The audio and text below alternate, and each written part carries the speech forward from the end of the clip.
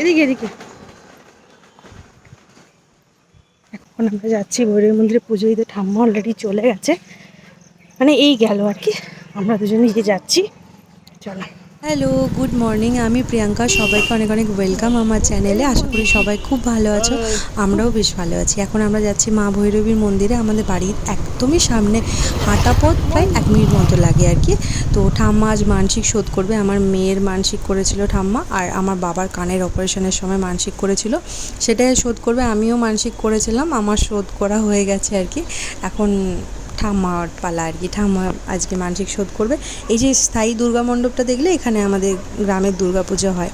আর এটা হচ্ছে আমাদের মা ভৈরবীর মন্দির। ঠাকুরমশাই পুজো স্টার্ট করে দিয়েছেন অলরেডি।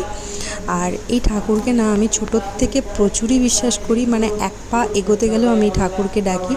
আর এই বিশ্বাসটুকু আমার জন্মে গেছে ঠাকুরের প্রতি, যে আমার মানে সমস্ত রকম বিপদ থেকে আমার ঠাকুর রক্ষা করবে। তাই আমি কখনো ভয় পাই না কোনো বিপদে পড়লে। আমি জানি আমার ঠাকুর আমাকে রক্ষা করবে।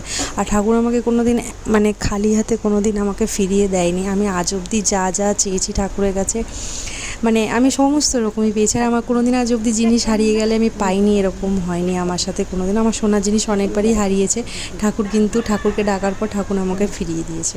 এরকম একটা ব্যাপার আর কি। মানে ঠাকুরকে আমি প্রচুরই বিশ্বাস করি, এক পাও এগোতে পারি না ঠাকুরকে ছাড়া। মানে এইটুকু আমার বিশ্বাস জন্মে গেছে, আমাকে ঠাকুর সমস্ত রকম বিপদ থেকে রক্ষা করবে, আর যা করবে আমার ভালোর জন্য করবে, ব্যাস এইটুকু।